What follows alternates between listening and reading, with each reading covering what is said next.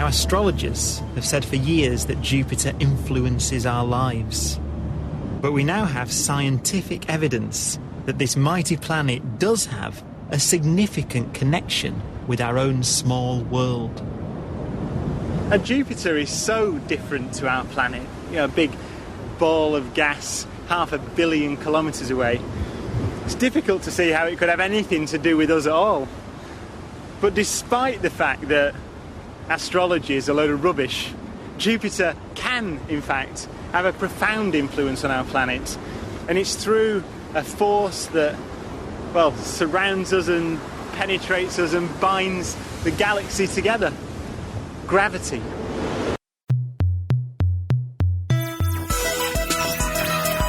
Welcome to the Skeptic Zone, the podcast from Australia for science and reason. Here are your hosts, Richard Saunders and Stefan Sojka.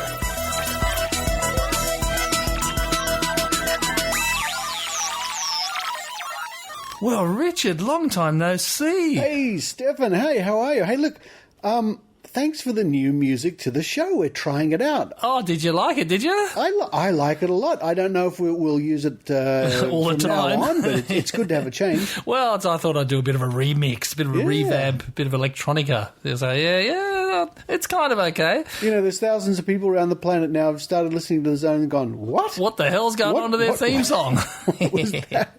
Yeah. Hey, it's all happening. It's show 119. No way. Yes way. Oh, that's crazy. It's been so long since we caught up because, of course, after the big TAM, I've actually got PTD. What? I've got post-TAM depression. That was the highlight of my entire life. Was it? Yeah, it was. And ever since then, I've just been down in the dumps because there's just nothing can match it. No, that's terrible. Don't worry, there's another TAM coming up in Las Vegas. Oh, yeah, right, as if I'm going to make that one. But yeah, hey, I might have to try. I'm addicted. You might. I'm addicted to TAM. And it's happening. You have to go Las Vegas TAM 9 in July. Oh, wow. No, it wasn't, but it was huge, wasn't it? It was huge. Yes, I'm still coming down off it too. But it's been a while since we caught up. You've been overseas and everything. I know everyone else knows that, but I haven't seen you for years. Yeah, it's been a while. No, I had a great time in San Francisco, as the Zone listeners would know, interviewing some good skeptics over there and having some good times. Back into it. And you know what? We've got a pretty interesting show coming up, one that's going to cause a lot of controversy. Ooh, is that right? Who are we attacking this time? Well, that's a good question. We're going to look to the stars and we're going to look at our horoscopes this week. Oh, no, I thought you said we were going to do a bit of cosmology. Well, that too a bit later, but we're going to kick off. Maynard's interviewing a very famous astrologer, and she's going to put her case for the value and worth of astrology. And, of course, it has got a lot of worth. I mean, it turns over billions. Well, that's true. I guess you could put it that way. Yeah, that's right. But a fascinating interview, a fascinating look into the mind of someone who believes in astrology. And we're going to discuss it a bit later on in the think tank. But basically, I want everybody to have a listen and then really write in and let us know what you think. But we'll get to that more a bit later on. Yeah, it'd be nice to.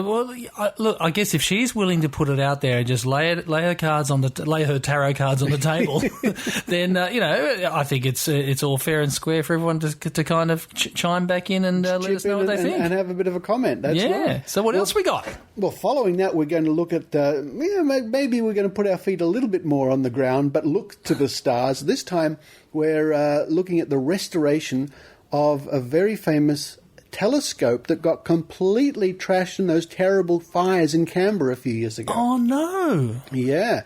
It's an historic telescope. It was one of the biggest in the world in its day.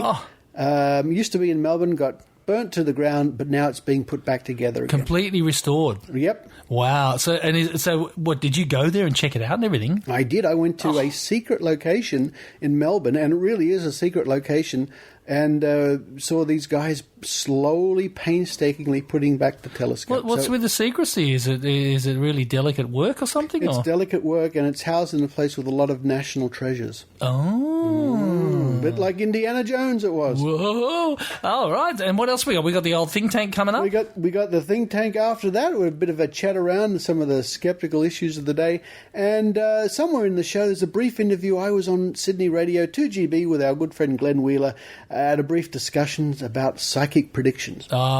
You're becoming a real media hound, aren't you? You're everywhere. I'm everywhere. Well, I ring them up and say, "Why aren't I on?" No, they don't. They come to me, which is very. Oh, you know why? Because they listen to the Skeptic Zone. They do. They listen to the Skeptic Zone. I think they must. And me too. So let's get straight into it. Let's go. All righty.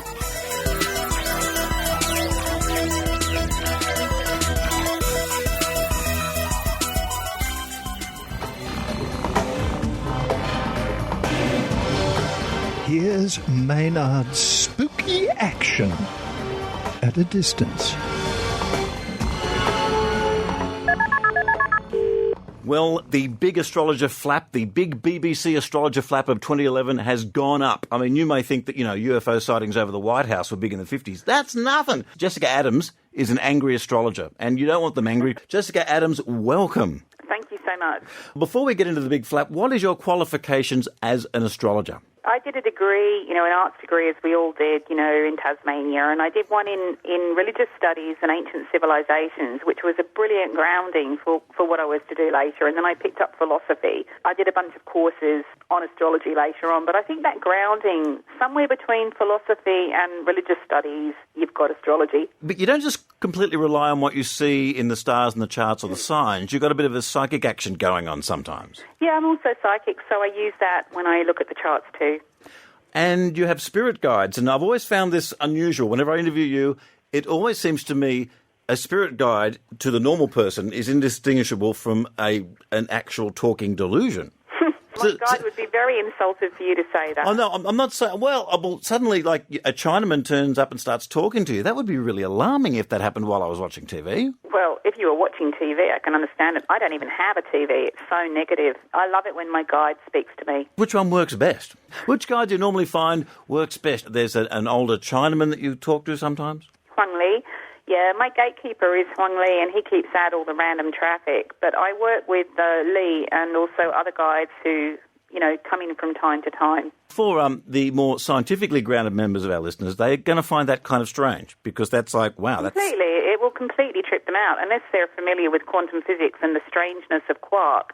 I mean, really, in quantum, you've got very tiny objects popping up and disappearing all over the place, and you move in a world where there are infinite realities and parallel universes. So why they think that what we do is strange compared to that, I have no idea. And what has made you so angry with the BBC? BBC Television has recently put out, more than one program, really, on the national broadcaster here in England, where I'm speaking to you, which basically just, with no objective reasoning or backup or support, scientifically labels astrology as rubbish, as balderdash, as fairy floss. And if you've been studying it for as long as we have, and if there are as many millions of people who love it as we do, we find that quite offensive. Very rare for this kind of thing to happen. It is because all of them have a different orbital length. This is, only the Earth goes around in 1 year and comes back to the same spot. Horoscopes, that's all nonsense.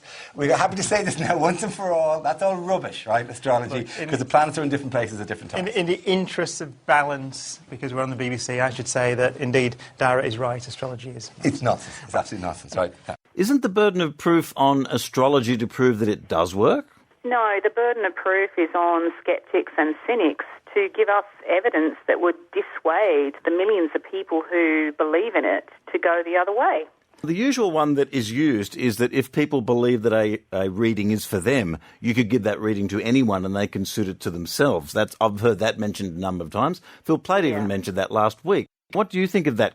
There is some astrology which is what they call the Barnum's effect, the old sort of Victorian circus, roll up, come one, come all. There is some astrology which you see, which I would classify as bad astrology, which is so vague and generalised that it could be anything to anyone. But there are plenty of good astrologers out there who are quite specific. Now, I'm just going to play a grab now from the atheist experience, and they don't normally deal with astrology at all, but they are skeptics, and even they weighed in on this. We'll just have a listen to what they had to say just last week on the Atheist Experience podcast. This isn't news. Most astrologers use the tropical zodiac instead of the sidereal zodiac, and it's the sidereal one that's been affected by this, so it doesn't affect it, not to mention the fact that, of course, this is all nonsense in the first place. I was going to ask if you were defending astrology. No. I'm just saying that this is a prime example of the news reporting something that isn't news, and a bunch of people who have no idea what they're talking about, spinning it up into even more than it is. And it's particularly ironic because even if it did impact something, if it did impact astrology is such a load of horse manure. How and why people buy into this, it's the same reason that they're going to buy into anything else. Something happens, that couldn't be a coincidence. And we are pattern seekers as long as they're initially convinced that this was specifically prepared for them. Even they are confused that this is an issue because they're not a fan of astrology, but they don't know why it's suddenly become a flap. It's all about precession, is that correct? Yeah, the precession of the equinox. Explain that to us non-astronomer or astrology people. It's what you would expect, that over the millennia since astrology was a belief system, that the Earth has slightly tilted each time so that the constellations are now in different places in position to the Sun where they were about 2,000 years ago. So in old school thinking, if you were an Aquarian, you are now the sign next along. Is that the case, or do you not use that version of the zodiac? We don't use that version. We don't use an astronomer's sky. We use a symbolic system of divination, which is a symbolic way of thinking, which bears no relationship to what they see through their telescope. That's what Phil said last week. He was saying, how could distant suns and stars have any effect on you when you're born? And that's what you're saying it doesn't actually do. There is no effect. I mean, there's a very famous criticism of astrology, which is how could Pluto have any greater effect on you than the midwife in terms of physical contact or closeness to you? When you're a tiny baby being born, the midwife has a greater gravitational pull on you than Pluto. But astrologers don't even argue that point. Our argument is that it's synchronicity. There is a kind of weird cosmic conflagrational coincidence, a kind of poetry and magic that connects heaven with earth, us with that, which has nothing to do with causation, but everything to do with the coming together of similar events and circumstances. Because it is pretty indistinguishable from magic, that means it's very difficult to test, Jessica. It kind of is and it kind of isn't. If you subject it to mass statistical testing, it tends to fall down. But if you're prepared to accept that the one white swan argument, or the one blue peacock or the one red peacock argument holds court, then we have enough individual arguments of accuracy and quite striking accuracy to make, you would have hoped, the average thinking cynic or skeptic think. So, what do you want the BBC to do? I think they should just give open slather to the other side and to stop allowing people to broadcast on prime time. It's a taxpayer-funded television station. Total kind of ignorant abuse of something that you really shouldn't be abusing unless you're au fait with it. That's my main issue with it. Bill, you've become a bit of an activist astrologer of recent, haven't you, Jessica? Like all of us, I guess. I've been doing this since I was 20-something years old. I've been doing it for 20 years, and it's my profession. I know that people get so much from it, and I just get slightly annoyed when we become kind of target of the month for people who don't even really understand what we do. That's the opposite complete argument to what Phil Plait was saying last week. He was saying, look, get the astrology out of it because the astronomer is what's going on. We know what's going up there in the heavens. The astrologers are just making stuff up. So it's a direct opposite argument. Yeah, I think it's the extreme point of arrogance to presume that you should be able to control a television station or any other kind of national broadcast program like education in favour of a point of view that hasn't really been proven. I always have an issue with criticism of astrology because it's not informed. They don't actually understand what we do. They don't know how it works. They haven't spoken to many of us before they come out with these assertions. And the level of build and bile is just extraordinary. I think part of the problem with the world of astrology is that every astrologer is very different and has their own way of finding out what is going to go on. Is it right to say that? Completely right to say it, and it's completely healthy. We were never meant to be compressed into a great sausage machine of statistics. The mystery and the magic, miraculous quality of astrology is that it's the one-off incident, the one case, just that lots of us do plenty of them in the course of a month's work. Phil was also saying last week, people make stuff up about the universe all the time because I think they want to make it more exciting. But you don't need to. Once you learn about what's really out there and what's really going on, there is enough wonder and awe and majesty out there for anyone. What do you say to him? If I'm making stuff up, I'd really like to know how, just taking the last 4 weeks, I managed to make predictions about news headlines a month before they happened. I mean, I have written novels in my time, but I wasn't making it up. I was using astrology. How did it happen? Can he give me an explanation for that? I mean, he would say coincidence. But coincidence, synchronicity, is the principle on which astrology is founded. And Jessica, you've got your own podcast too. You've got the Astrology podcast, and you've got a pretty interesting guy you work with who a lot of people who are fans of the music industry in the 70s in England would know. Yeah, Neil Spencer was the editor of NME in 1977, the year that punk broke in England, and he was pretty much one of the first people to review the Sex Pistols, and he's still a music writer today, but he chose to become an astrologer too. Is it a bit like becoming a minister of religion? Do you actually choose to be an astrologer, or do you get a calling? I think everyone gets a calling because one day they're looking for an answer and they turn to an astrology book or an ephemeris, which is our list of planetary positions, and they find this answer and they, as all normal human beings do, they go, oh, well, maybe, I don't know. And then they find to their amazement it's absolutely bang on, and that's when you've got 1 foot over the divide. Well, Jessica, if people are for you or against you, where can they find you and you can engage them in conversation, as long as they're polite? Yeah, politeness is key. Good manners rules. If anybody wants to drop by and have a discussion, they can go, first of all, to the Astrology Show on iTunes and tune in, and then we have a blog and a website that you'll hear advertised on that. The audience you're working out here is going, man, this is just stuff that is just made up. It's not right. It can't be proven. By the way, why can't we prove it? Why can't we go, okay, these are the winning numbers of the lottery. This is what's going to happen on this day. Why can't we do that? Because the lottery would collapse, and nobody wants that to happen. When it comes to great numbers and mass statistics about anything, astrology tends to fail because it was never meant to be misused and abused. And if it worked on a mass level like that, particularly financially, it just wouldn't work. But when it comes to the individual case, it can be quite spectacular. And what has been your most spectacular success prediction-wise?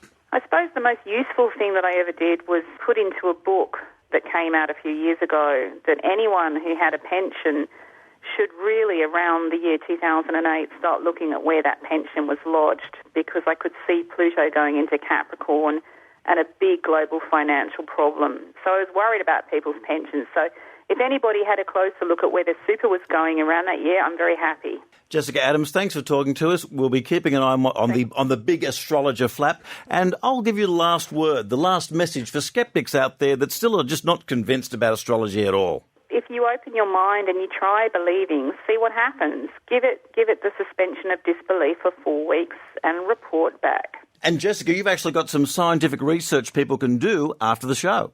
Yeah, if you're curious about the quantum world and the strangeness of it, but also the beauty and the charm of quantum as applied to your life, then go and check out Fred Alan Wolf, who is at fredalanwolf.com. He has fascinating views on the past, the present and the future, and he uses quantum as a gateway to open your mind and open up your reality. He's taken the logic of that many-universe theory to the brink and applied it to your life, which is very exciting, and I think it's very liberating too.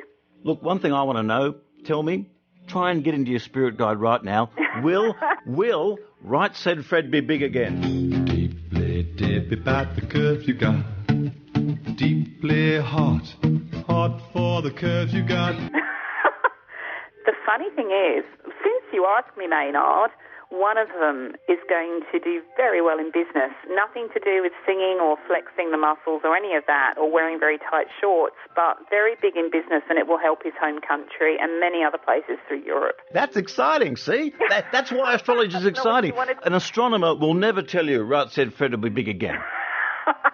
Well, in his own way, one of them will be, yeah.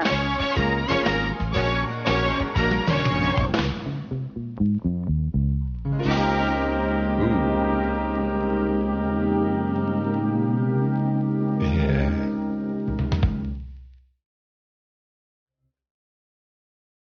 This is Eugenie Scott, National Center for Science Education. You can find us at www.ncsc.com. Come see us if you want to know anything about the creationism and evolution conflict in the United States, or more's the pity internationally these days. We are a clearinghouse for information on this vexing but certainly very interesting problem. Come and find out more about it.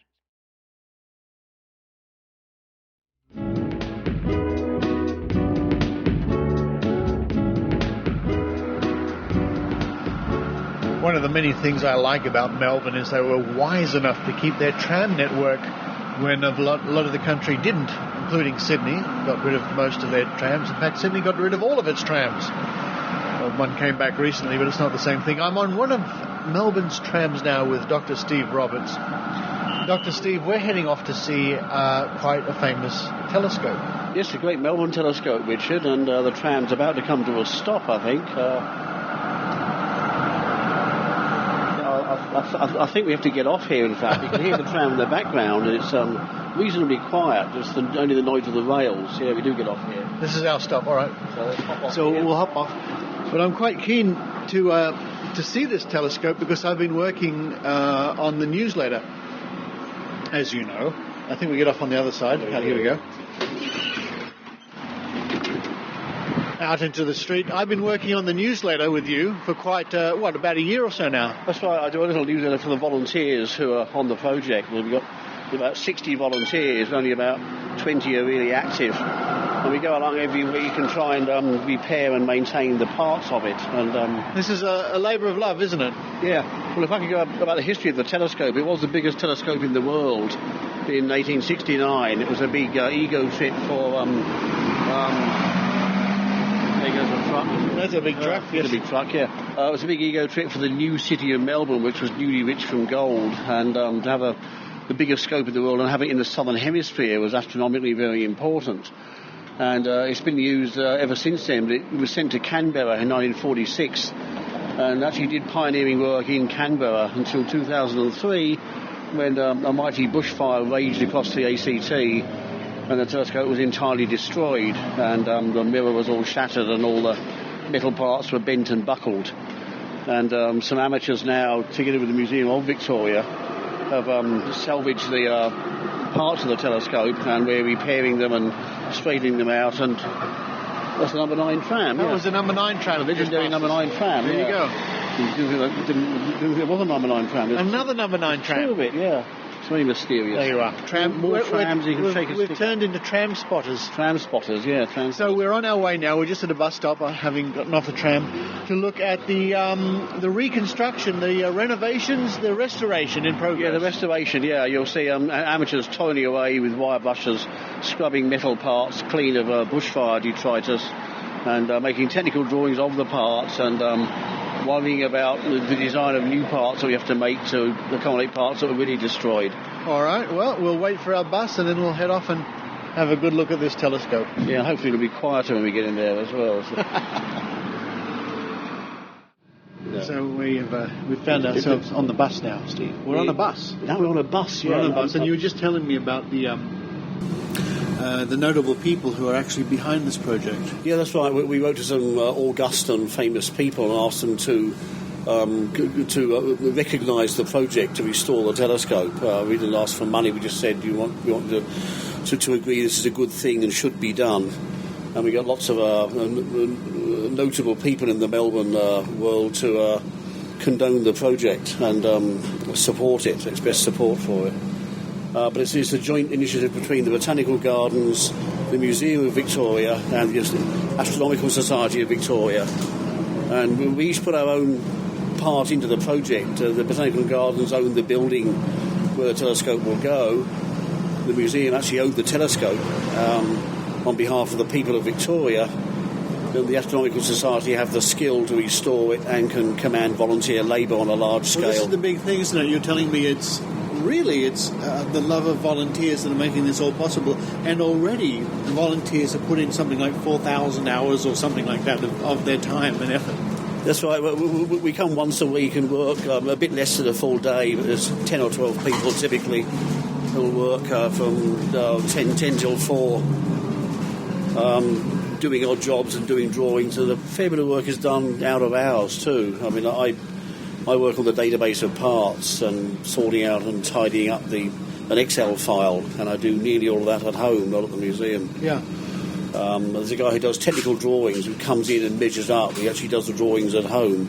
He's a retired engineer. And it's something for people in the profession now retired. It's a wonderful project for them, I think. It's a real hoot to work with these guys. They're all over 60 and they're all retired, but they're all mighty engineers in their time, and it's a real privilege to associate with these people who've got vast experience and have done all sorts of bizarre things in engineering. That's really quite interesting. You've really whetted my appetite, and we're bumping along on this bus. Yeah, heading for the telescope. Yeah, getting close all the time. Now we've actually entered the secret location of this telescope restoration. Now we've come through security, walking down this long hall. Looks like something out of Get Smart. I must say through these doors into a giant hangar-type room. Oh, I see. We have to wear a vest. In case you get mistaken for an exhibit and put in a glass case. So, are these vests belong to anybody, or can I just wear one? No, just grab one large if possible. Large if possible. All the large ones have gone. Put on a safety vest now. Yeah. Okay.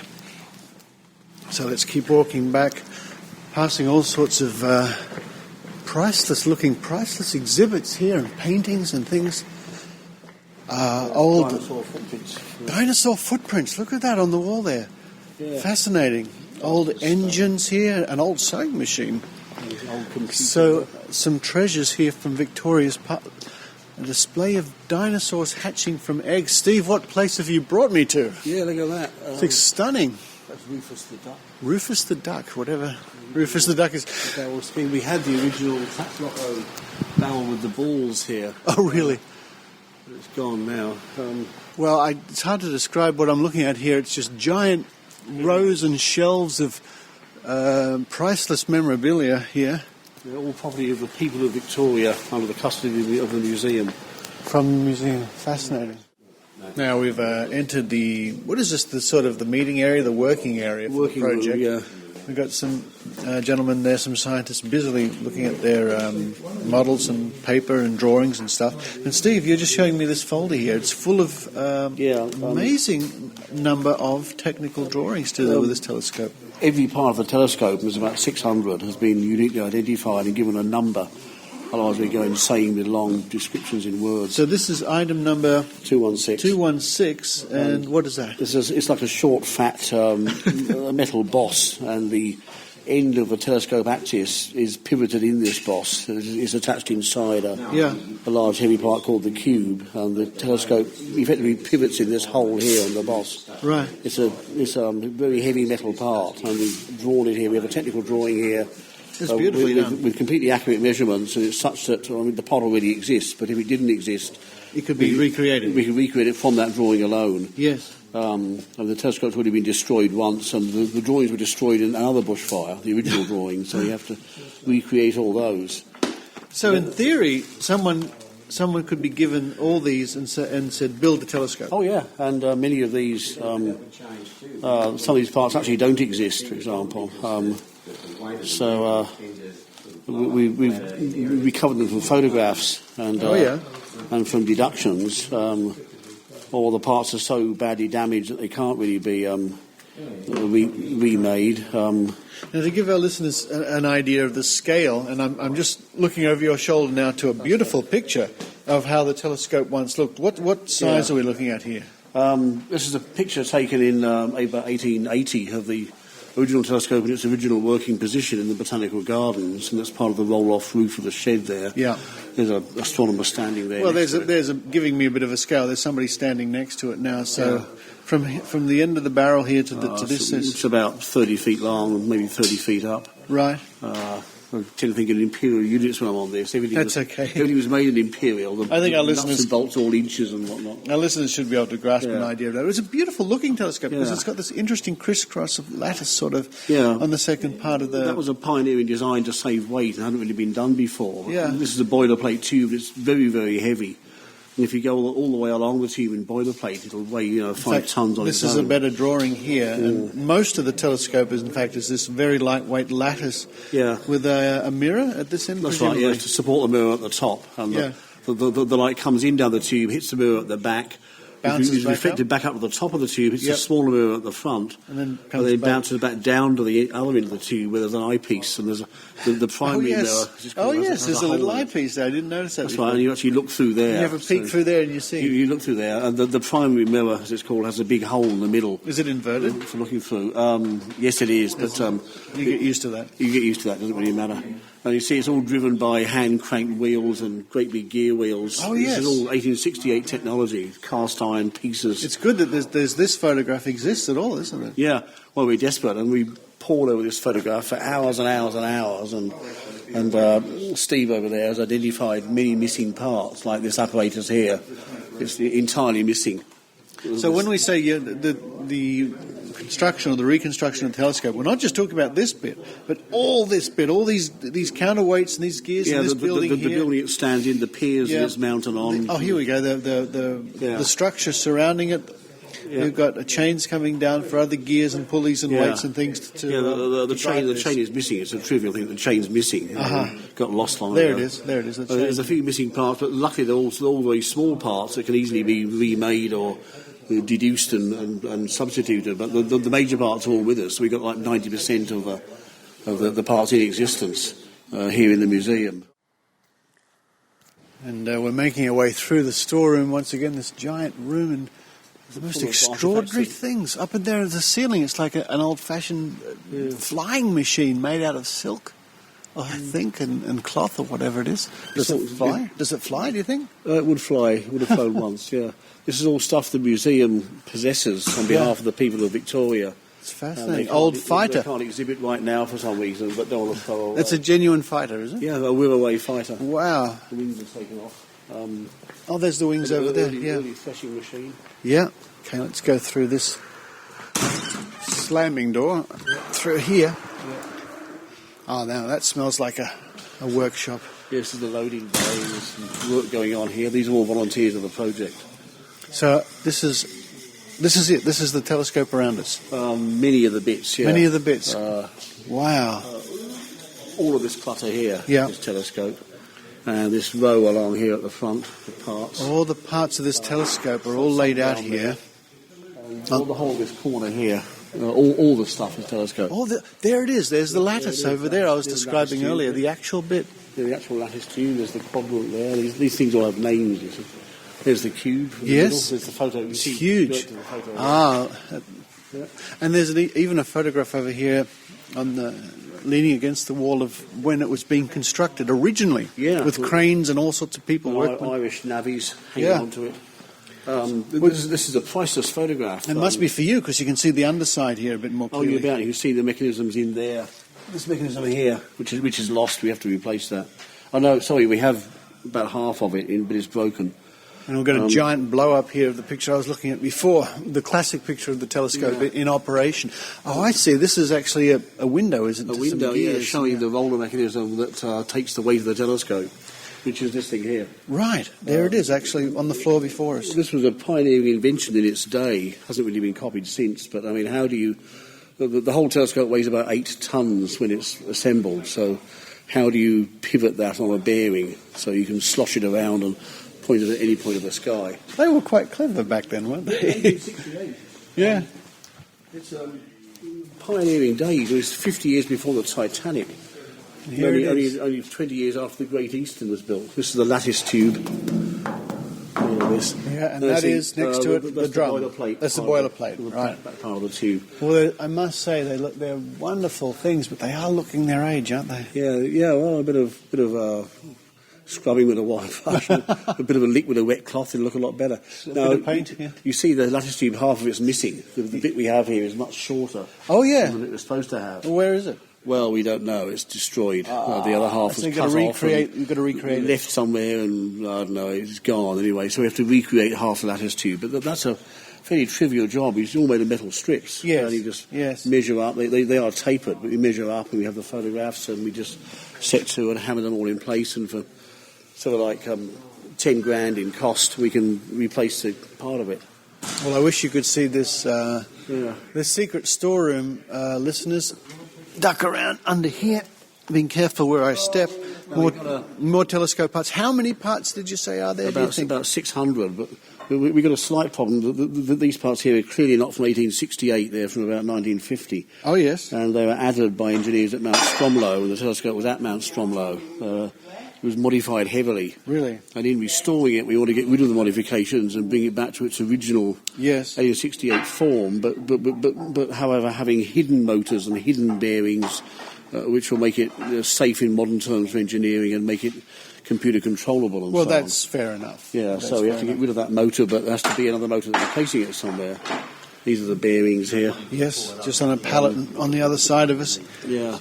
The bearing on the top there has an interesting story. It's been ruined by being in the bushfire. Yeah. And we wrote to the manufacturers and said, do you still make a bearing like this? It's 24 inches across and 1 3/8 thick or something in inches. They said, well, we used to make that, but we don't anymore, and we've got one left. And we'll keep that for you, but, we've only got one left, and you better buy it soon or we'll sell it to somebody else. So in a big flap to get our hands on this one remaining bearing. To do without it means redesigning a huge area of the telescope. So. Well, this is... I'm sure a lot of our listeners just... You can't imagine what it's like here. I'm sure a lot of our listeners would love to be here, surrounded by bits of wonderful Victorian engineering, right, left and centre, all disassembled, all on pallets on the floor, numbered, and slowly but surely being restored. And we look forward to the day when this beautiful telescope will one day be a pride of place. Yeah, thank you very much, and I'm glad to show this to you, Richard.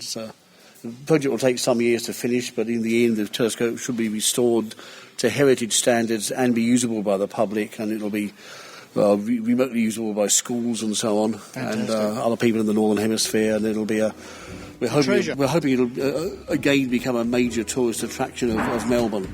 It was originally, and it can be so again.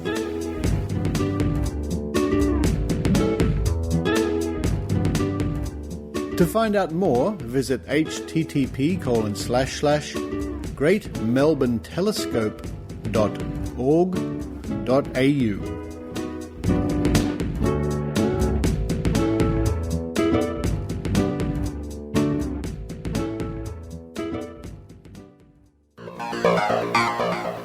Hi everyone, this is Andy Kaiser. Richard Saunders was nice enough to let me interrupt the Skeptic Zone to tell you about another gust of wind in the maelstrom of worldwide critical thought. Digital Bits Skeptic is a podcast dedicated to skepticism and critical thinking in our world of New Age, religion, and credulous pop culture. I myself write a few articles, but most are written by everyone else, and they're paid for that effort. If you're an expert in your field, if you need a forum, or if you want to make an impact on not just the skeptical community, but the world at large, I'd like to talk to you. Or if you'd just like to listen to a quality skeptical-minded podcast, that's great too. Find Digital Bit Skeptic at www.dbskeptic.com.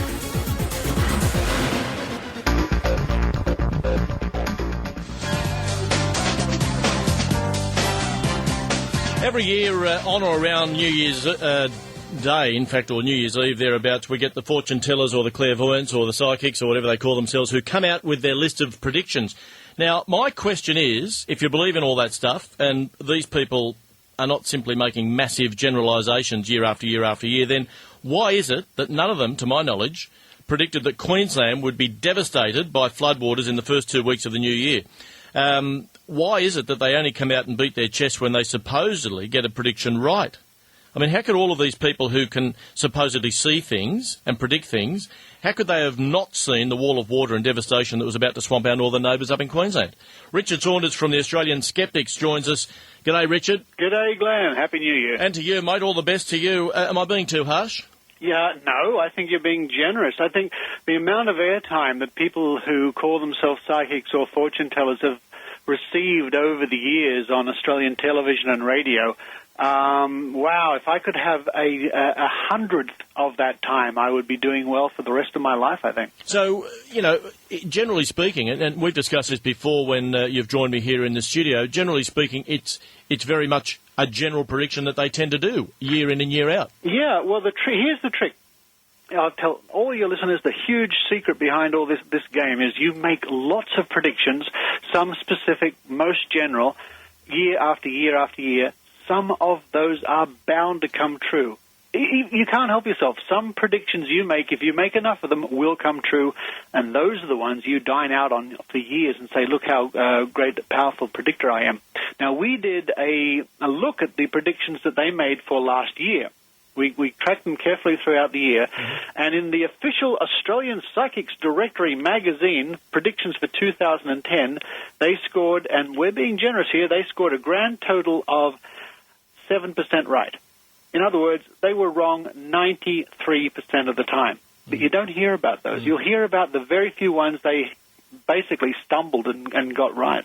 Yeah, so, to come back to the devastation in Queensland, for something to happen so early in the new year, literally just around the corner after they've gazed into their crystal balls or thrown the tarot cards on the table or however they do it, you would have thought that somewhere along the line somebody would have, if they're half decent, they would have said, there's this massive wall of water that's going to swamp Queensland and there's going to be devastation, there's going to be property lost, lives lost, but nothing from anybody? Well, it would have been handy if they were that specific, but somebody for this year did predict, and I quote, major flooding will occur for the eastern seaboard of Australia.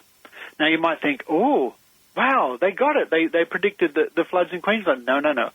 All they said was major flooding will occur for the eastern seaboard of Australia. I looked up the Bureau of Meteorology, and they've got a great website, and you can look at all the floods.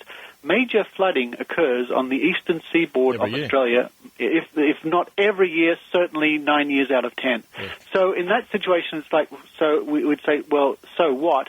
You didn't say, and by the way, there'll be a wall of water coming through Queensland and Brisbane will be devastated and the Premier. Now, that would have been something we could latch onto, but a vague prediction like that, which is bound to happen almost every year, we can just not even take seriously. Yeah, otherwise, I guess we'd be turning to these people for some more factual heads up in terms of, what lies around the corner. It would be nice to know, and I know a certain ex-Prime Minister who would have just really appreciated knowing that he would have been turfed out from office last year. That's a fair point too, yeah. He would have been the first in to get his palm read or his tarot cards read. Richard Saunders from the Australian Skeptics.com.au. Thank you for your time as always, and we'll talk some more down the track. Look forward to it, Glenn. Richard Saunders there joining us with his take on why it is that the psychics who like to look at the year in detail and tell us what's about to happen weren't able to predict the fact that there was a flood about to devastate Queensland.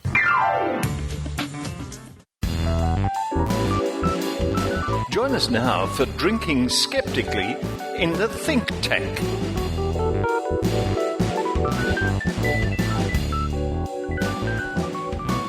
And it's a big welcome once again at our favourite club down the end of the street and just around the corner a bit, and I'll stop as Maynard's telling me to stop. It's welcome to the Think Tank, and joining me, as always, before we get to Maynard, is Dr. H. Hi, Dr. H. Hi, Richard. How are you today? I'm well. I'm on my 4th iPhone today.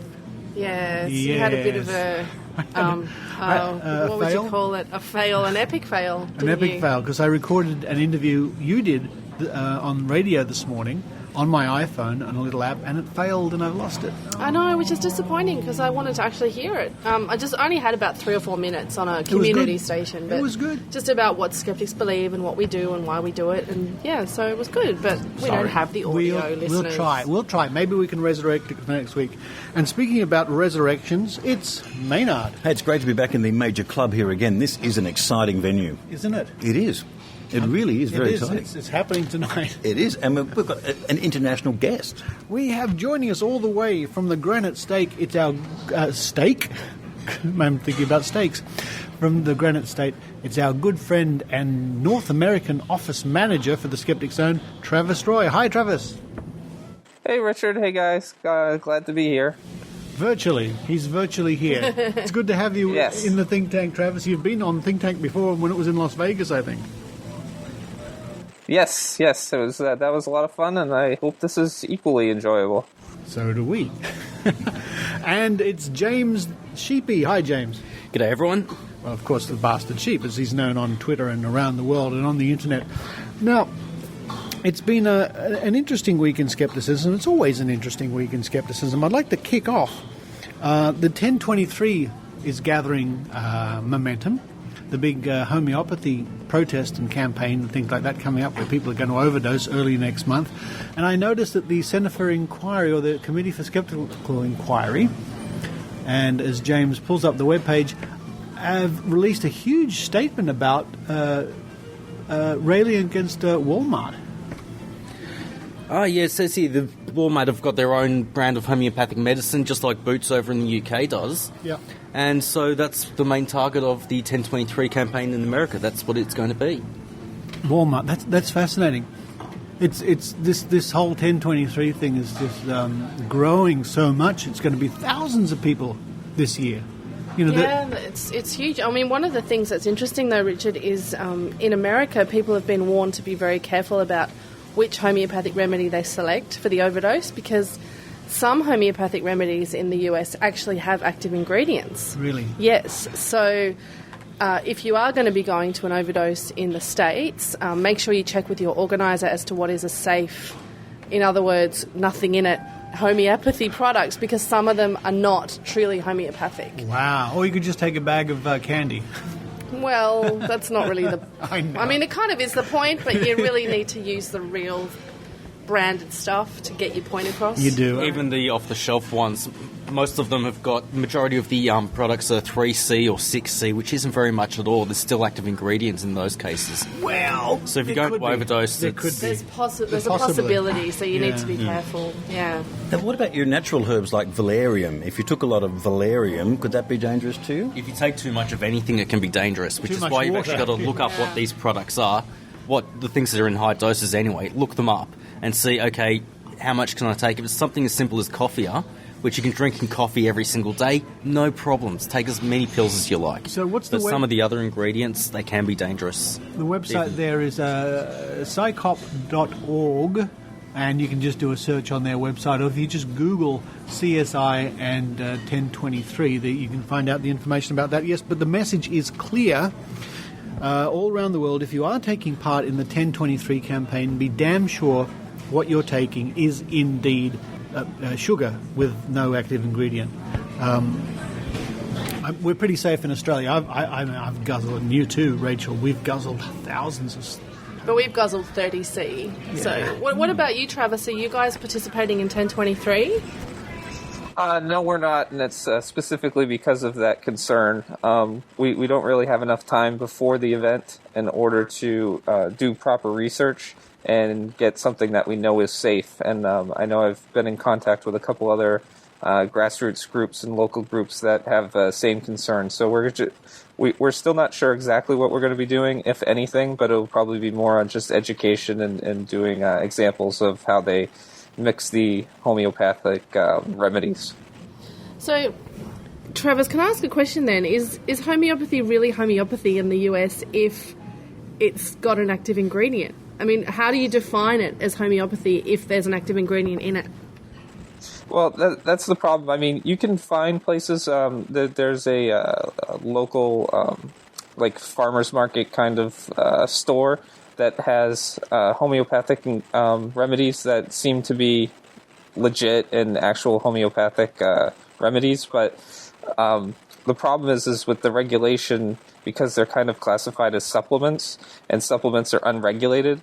So it's really hard to you have to really look, because the problem is with there was one in recent history, Zicam, where it actually had zinc and it caused people to lose their sense of smell. So with the fact that there has been something that has had an active ingredient so recently and has had a lasting effect, that makes us worried. So I think that's really interesting, because Richard and I have often thought about how they make homeopathy in Australia. Yeah. And I mean, I have to admit, I have thought of all these rows and rows of Oompa Loompas who are banging something against, a leather-bound something, like Willy Wonka and the Chocolate Factory. Yeah. I'm sure it's not like that, but we have sort of thought about whether they actually add anything and whether they do the dilutions, and what we thought was they probably just make the pills and put them in the packets. To be honest, the mass-produced homeopathic pills you can buy here in the pharmacies, which there must be many hundreds and upon hundreds of thousands all over the country. I strongly suspect there's a machine somewhere which simply makes sugar pills, and they're packaged and out they go. Now, I'd like to go into the factory and see what really goes on, but I can't believe that they've actually gone through any process with any ingredients whatsoever. Why would they bother? Well, exactly, which makes me curious as to what Travis is saying, that in the States some of them do have active ingredients, Why bother? I suppose in that instance it's just a marketing tool, isn't it, to call it homeopathic rather than... I think so. And you know the company I'm talking about. Yes, I do know the company. Are they from South Australia? Yeah, I'm going to mention them. The Brower Company. Now, Australians can walk into just about any pharmacy and find boxes of sugar pills from the Brower Company. And I don't have evidence for this, but why would they bother doing a process when they could just sell sugar pills, put homeopathic on the side, make up whatever they like and sell them? Well, because Travis, similarly to you, in Australia, homeopathy products are not regulated either. You just have to, when you apply for a government number to get them into pharmacies, you just say it's got 30C of psyllium in it, it's got 30C of blah, but they don't ever test that, and they don't ask you for evidence. They ask you to have that evidence on you in case they one day might ask you for it, but they don't ask that for up front, so you don't know what you're taking. Did you see that report from Canada, Travis, that was recently on? No, I didn't. That was on the Market Watch, the Canadian program that exposed homeopathy in Canada. That was interesting because they took the preparations bought from a pharmacy to a laboratory and had them analysed, and they said there's nothing in these. What? What? There was what? Nothing in them? There's nothing in them. All they were able to detect was the glucose, and that was it. Can I tell my unregulated supplement story now, if that's okay? Yes, go for it. I have actually told this before. I don't know if I have told it here. In the early 90s, I was taking I think it was called an L-lysine complex supplement. I used to buy it from a health food shop just near King's Cross, as you in William Street, just going up the road to the CoxComment. And I was getting very, very ill. I was sleeping very badly. I was getting arthritis in every single joint of my body except my knees. I went to see Professor Penny, who at that time was the chief immunologist in Sydney, who tested me for everything under the sun, immunologically wise, could not find anything wrong with me. This supplement was suddenly taken off the market by the Australian government. I was very angry, couldn't get this to help me sleep anymore. End of story. I recovered slowly. No one knew what it was. Professor Penny didn't know what it was either. It came and went. He tested me for every virus he possibly could. A couple of years later, I was watching the Discovery Channel, and the main supplier of L-lysine complex in Japan had contaminated with strychnine their product, and it had been pulled from all over the world. Now, I'm pretty sure that's what it was, and that is what I'd been giving myself, a low dose of strychnine poisoning. Is that why? That's why your complexion looks so... Well, yeah, and I just wonder, if anyone had been taking a higher dose than I had, what sort of the negative effects it could have on you. But it really was, and I couldn't figure out that here was this health food supplement. I would never have thought that something I was taking from the health food store. It's used for killing animals. Yeah, and I'm sure it kills people in the right amount too. It's also been known to add to certain recreational drugs to increase the kick of them in small amounts as well over the years, but still, it's not something you want. No, quite frankly, it's not something. I was so annoyed that the government took my supplement off the shelf. How dare they take your strychnine away from you? Exactly. All right, now Maynard, while you're sitting across from me and having a conversation, let's now talk, and as I promised at the top of the show, let's talk briefly about the interview you conducted. Look, I've known Jessica for almost as long as she has been an astrologer. I find her to be completely genuine. And that interview is one of the few examples you'll get of the skeptics. You guys were happy with the interview. Jessica was happy with the interview. I was happy with the interview. I think she represented herself well. Let's just define a word here at the moment, because I was interested in your word genuine. Now, when you say genuine, you mean sincere. Yes, all right, and consistent within her own reality. Right. So just to be clear, you're not suggesting or putting yourself over saying that genuine meaning what she says was correct. You're saying she is a genuine person in that she is sincere. That is correct, and all the interactions I've had with her over the years have been genuine ones. And like I said, she's certainly consistent within her own reality, and I can't even say that about myself. All right, now here's what we want you to do, dear listeners. You heard the interview that Maynard conducted with Jessica Adams earlier in the show, and I'm sure you all have your opinions about it. We're not going to sit here on the Skeptic Zone and look at her interview line by line and point this out and point that out. I'd like you all to do that. Now, you can imagine I personally have very strong opinions on what Jessica Adams said to Maynard and some of her responses and her points of view.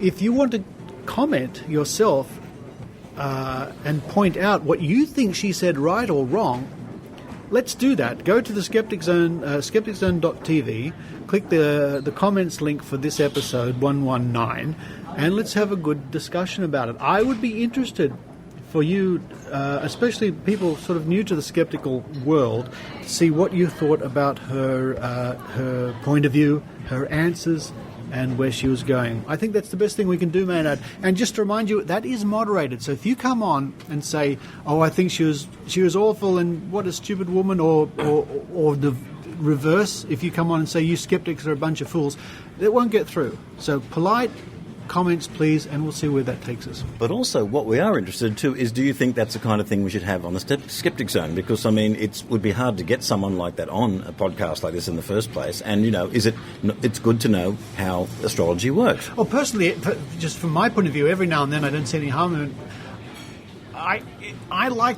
It's why we go to Mind, Body, Wallet, Rachel. Exactly, It's always good to see where other people are coming from. What is their... Exactly. Where's their mindset? It's about research and education, you know. Yeah. So, listeners, I hope you took it in that light. I mean, we're not for one moment saying we've turned to astrology, but I wanted you to hear the thinking, the mindset of these sort of people. And particularly when Jessica was saying about the testing of astrology too, and, you know, the two, science and astrology, will never meet because they're not agreeing on the same terms and they're not measuring the same things. So that's why you're never going to be able to get anybody going for the Randy test and pass it, because the two of them don't talk the same language. Now, Travis, I know that you haven't heard this interview yet because we're sort of recording this a little bit out of sequence, but I'd welcome your input too after the show goes out. Yeah, definitely. And share it around with the Granite State. The Granite State Skeptics, folks. Travis, tell us about the Granite State Skeptics. Do you have any astrologers in there? Not to my knowledge. But but Granite State Skeptics is going well. We meet the second Monday of every month at a place called Wings Your Way in Manchester, New Hampshire. Richard was kind enough to do a talk at one of our meetings via Skype, which went surprisingly well, and kind of shocked one of the waitresses because I don't think at first she realized it was live. But no, things are going good. Dale, my wife and the vice president, is currently planning a skeptic camp that we hope to be doing sometime between Nexus and TAM. And we're planning on getting ready to go down to Nexus. And yeah, things are going fantastically well. I really, I got a kick out of doing that talk for your group, Travis, because just to remind everybody, I was doing it via video from Australia on Skype. Travis had my PowerPoint presentation, so the audience could see me on video. They could see my PowerPoint presentation, and I could see them.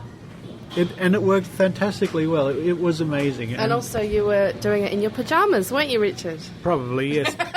No, my pajama jeans, in fact. Oh no, not pajama jeans. They were on TV today. For that? What the hell are pajama jeans? Maynard, they're the reason why nobody should wear pants.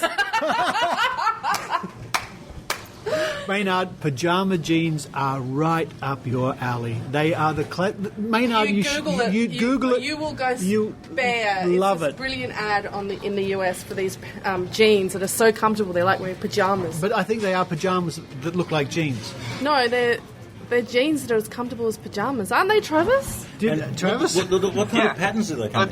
They look like jeans. They look like jeans. They have fake pockets and everything. They're great. And there's actually just to go off a little bit. There's a fantastic blog. It's called Ridiculous Infomercials, and I think I saw it there first. But they have tons and tons of other stuff, and a lot of it is actually kind of woo related. So it's on my Google Reader list. But it's a great website. Are you saying that this could be bigger than the Snuggie or the Slanket? I don't know about that, but they've definitely been pushing them hard over here, and I haven't seen anybody actually wearing them. But they said on the TV today, pajama jeans is what people who wear Snuggies are too lazy to wear, or something like that. So you saw an ad on Australian television? They were discussing it on morning TV today. Pajama jeans. Because I think you. Oh yeah. We're looking at a picture now. There they are. No, you do. Travis, you do wear them out of the house, right? They are actually jeans that are as comfortable as pyjamas, is that right? Yeah, because you sent me... No, they're not actually jeans. They're made out of the same fabric as pyjamas are. But they're meant to look like jeans. They just look like jeans, and that's about it. So they're flannel. I've seen them in person at the mall, and they don't look like jeans. It's just in the ads where they look like jeans. It's all photoshopped. Oh no. There you are, Maynard. So you mean entire families don't go to sporting games dressed in Snuggies and Slankets either? No. That's it. I'm handing in my sham wow. Let's talk about something now. Rachael, yes. Now, this is very exciting, and I'd like to whet the appetite of our listeners for next week's show. We're going to have a longer look at power balance next week. I know that we go on about it a little bit. We do. And Michael Marshall, I'm sorry that you get annoyed that we keep going on about power balance. Mike Marsh from Merseyside Skeptics with a K, says we talk about it too much. But that he was on the show a few weeks ago helping me out talk about it. That's true. But anyway, we've got a lot to say about power balance next week and some related products. But you're going to be interviewing some people who've just conducted some research into it. Yes. A couple of days ago, a scientific study was published in Australia by, interestingly, some chiropractors. Amongst others, huh? Well, chiropractors were the two first authors, and then a couple of guys from the Department of Mathematics at the Royal Melbourne Institute of Technology, RMIT, here in Australia. And we knew a few months ago that they were doing this study because it was covered on the mainstream media. And I was a little bit worried at the time that it might come out with the wrong answer. And the reason I can say the wrong answer is because we know that power balance is an expensive rubber band. Yeah. I mean, there's no question. I mean, you don't need to do a study on it. You can just look at it and go, you're joking, Honestly, it's just hilarious. Sorry, we've just been diverted to pajama jeans. Pajama jeans. Oh, my goodness. Look at that. Wow. Where style meets comfort. I thought that was a G-string. While you guys are looking at pajama jeans, I wanted to add that on Brian Dunning's Skeptalk list, somebody brought up Phyton, which is a similar type of product. And I think it's important to mention that, I mean, I talk about power balance specifically as well, but I think that you'd agree that power balance is really just an example of a type of product, and there's a lot of different similar products that make almost exactly the same claim, even if it's a different mechanism, and that power balance is just used as an example, in that we mean all these other type of products like iRenew and Phyton and all the other ones. Yes, we'll be talking about that more in depth next week. But sorry, Rachael. Yes, these chiropractors. Yeah, so this was the first scientific study to come out, and it was 42 subjects, double-blind crossover control, where they had 3 different types of bands: a placebo, one with the normal one, so a holographic band, whatever that might be, whether that's an Econ band or a power balance band, and then one where the hologram was taken out and just a metal thing of the same weight put in. Anyway, I'm going to talk to the authors next week about the results, but basically they showed that there was no difference in improving balance with the expensive power balance type holographic band versus the placebo.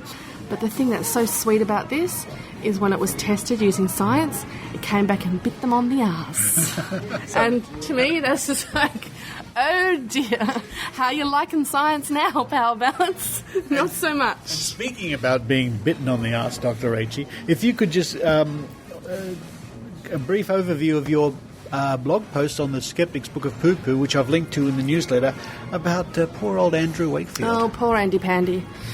When people used to say he's not a doctor, I used to defend him and say, no, he still has a medical degree and you can't take that away from him.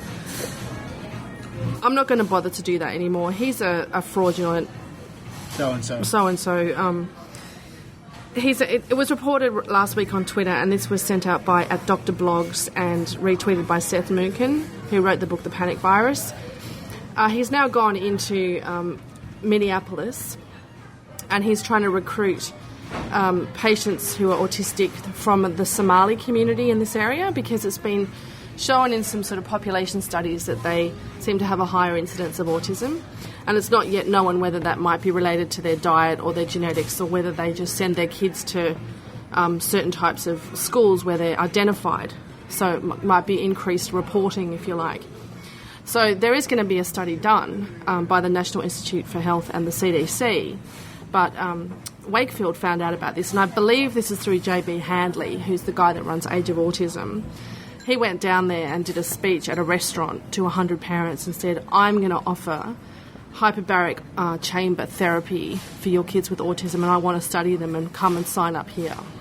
I mean, they're starting off in the most professional manner they possibly can. And if you don't see any sarcasm in that last comment, you're completely blind. So people can read a lot more about that at Skeptic. Sorry, yeah. So I've blogged that under Not a Dr. Wakefield on my blog, which the link is in the newsletter. Because, I mean, this guy just... I mean, seriously, like, just She's go... face-palming. I am face-palming with two hands. Even the way they're starting off this study wouldn't get past any medical ethical boards. But this is the thing. We don't know where he's getting the money from. We don't know who's going to actually do the study, because Wakefield surely isn't allowed to do that. The NIH and CDC is completely separate. So Wakefield's just taken it upon himself to go down there and say, ho, ho, ho, ho, I'm Andy Pandy, you know. And it's just... I mean, the guy just needs to leave kids alone. I mean, seriously, there should be a restraining order against him or something, you know? He shouldn't be allowed near children. That's not a bad point, Dr. H. Anyway, folks, there's a link and a little bit more information if you subscribe to the Skeptic Zone newsletter at www.skepticzone.tv, or head straight to the Skeptic's Book blog, or just Google Skeptic's Book and they'll find your blog. You'll find it. Now, can I just say quickly? Yeah. It's been receiving a lot of DDoS attacks recently. Oh, yes, it has, hasn't it? Yeah. You're being attacked. Is that what keeps going down? It keeps going down. And it was after the whole Wakefield is a fraud thing came out in the BMJ a few weeks ago. It seemed we found one post on a anti-vax mailing list from a homeopath who we know, who was saying that Sherry Nakin, she's the Hahnemannian homeopath, which was directing a lot of people on that list to go to specific blogs and just bombard them. I wasn't on that list, but a friend of mine has looked at the hits and said that it's a half-assed DDoS attack, and we think it might be something to do with the whole Wakefield is a fraud thing. But I'm just speculating. But the blog has been going up and down. All right. Yeah. It's up at the moment, I'm pretty sure. It is, yeah. Skeptic's Book, folks, one of the best blogs on the planet. Now, we'd better wrap it up pretty soon, because I noticed my battery to Travis is running out, which isn't a good thing. But Maynard, I know you wanted to mention a few of your podcasts there. Oh, look, there's just a few things that are coming up. I've after the interview with Jessica, I'm thinking, wow, how am I going to top that one? But we've got the local guys, the Mysterious Universe podcast. Now, they deal with a lot of unusual stuff, and the Aaron and Ben that do that, they've got their own little production studio at Mysterious City at Crow's Nest there. It's a very professional production. They haven't got bus announcements behind them. It's not that professional, is it? Although neither has this episode, actually, so far. No, not yet. But I've got to say, I'm going to pop over and have a chat to them. And so check out Mysterious Universe. And the way they work their financial model of their podcast is you get the first half of the podcast free, and if you're a subscriber, you get the second half. So I think that's not a bad way of doing Maybe things. people paid more, they can get more Maynard's madness or something. Well, something like Maynard's that. madness. And of course, and thank you everyone with the kind comments about the Douglas Adams interview that I've got up at Maynard's Malays. That's maynard.com.au. That's worth checking out. I'd like to thank Travis for putting me on to Professor Elemental. Now, there's a great video for Professor. He does chap hop, which is hip hop done by, I imagine, a Sherlock Holmes type character. Would that be right, Travis? Yes. And I think the standout track is My Fighting Trousers. Look for My Fighting Trousers by Professor Elemental, because apparently he has a degree and you can't take it away from him. Professor Elemental it's fantastic. And also... Yeah, the other really good one that he did was Cup of the Brown Stuff, which is about tea. Oh, it's all about his tea addiction. Oh, tea addiction. And also, I must say, with Gary, the food inspector that we had on a few weeks ago... Wasn't he great? That was a great He was really and he said he really wants to come along to any skeptics in the pub and have a chat to us. He'd be more than happy to come along and talk about food safety and take questions, because he's a riot. Any man who knows his salamis that well is a friend of mine. Well, look... I agree. I concur. And that interview got a run on 3 platforms you would not normally expect. We got that on the ABC, normally. Yeah. We got that on the Skeptic Zone, and No Agenda ran a little bit of it as well. Really? Because they are very they're for salami deregulation, and you see, and they were interested in, they corrected me that fluoride is not a mind-controlled drug. It is, in fact, it just makes you docile.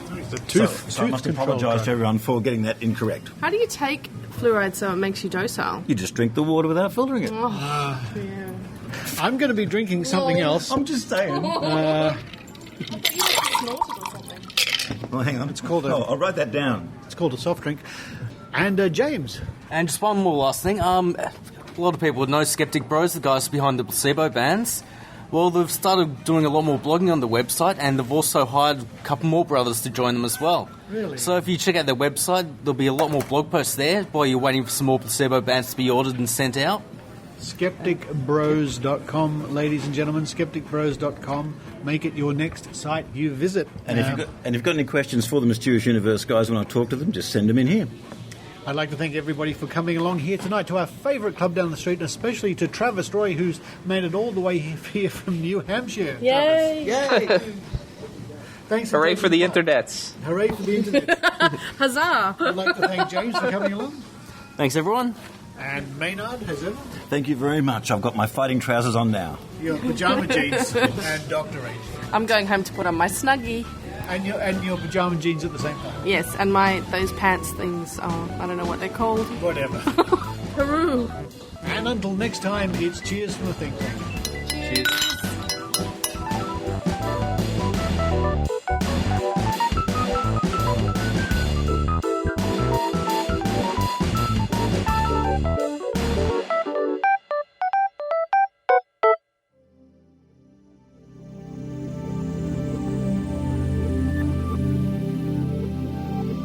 On Friday, the 11th of March 2011, join the Canberra Skeptics as they present a lecture, Vaccines in Peril, by Ken MacLeod.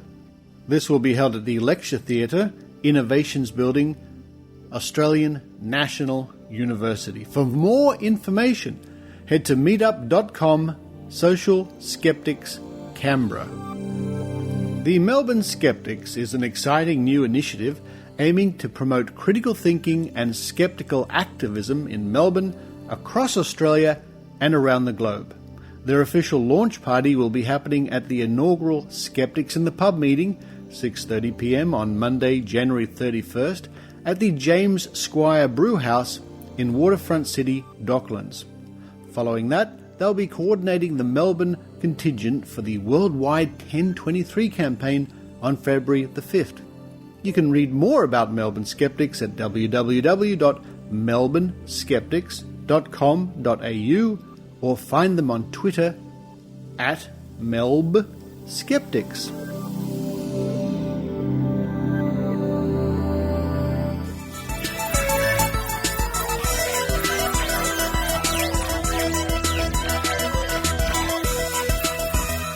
You know, Richard, when I was about, 6, I actually believed in astrology. Really? Yeah, someone told me I was an Aquarius, and I took the whole thing in. I took on the identity and everything. So, I was astounded.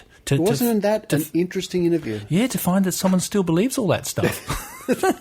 Now, I hope you're going to write into the comments page and look at her arguments and give us some opinions there, Stefan. I think there's nothing wrong with dissecting it and pulling it apart and stitching it all back up together again in a Frankenstein kind of way. I think that's absolutely right. And as I said in the think tank, as long as your comments are polite but straightforward, then they'll get a go. Yeah, they'll get an airing. Yeah, we want intelligent discourse. I mean, one thing about this, it's easy for both sides of any debate or any sort of perspective to sort of bag each other and that. But we actually want like intelligent debate and discussion. And actually, part of the whole skeptic philosophy is to try and actually tease it out and come up with really good, convincing arguments to dispel some of these things. So, if you really, if you think, oh, that's just a whole lot of crock, well, we want to say, well, can you explain it to someone so they may actually change their mind, as I did when I was 6 years old. That's right. Which was just my mum going, don't be stupid. But no, another great show, Richard. You should be proud of yourself. Oh, thank you, Stefan. And thank you to the listeners who are signing up in droves to our newsletter. Oh, yeah, that's right. We got a new newsletter, haven't we? Newsletter, but via skepticzone.tv. Extra bits of information to do with the show. And thank you to everybody. I'm always thanking people for helping to chip in for a new microphone for Dr. Rachael. We're going to be going out to buy one pretty soon. Whoa, look, it is a bit of a sort of a labour of love around here, so any help at all helps the quality, helps the whole sceptical thing. So, we're really happy. And helps us buy dinner at Mama Wong's where we record the the think tank. Oh, yummy, yummy. All right, well, Richard, another great one. Thanks, Dave. I hope to come back more often this year. I mean, I'm back working hard again, but I've taken the weekends off now, so I'm going to spend more time being sceptical. We want more of Dr. Stefan. Oh, yeah, and more theme songs. That's right. Okay, Steph. All right, Richard. See you next time. Bye. Bye. You've been listening to The Skeptic Zone. Visit our website at www.skepticzone.tv for comments, contacts, and extra video reports.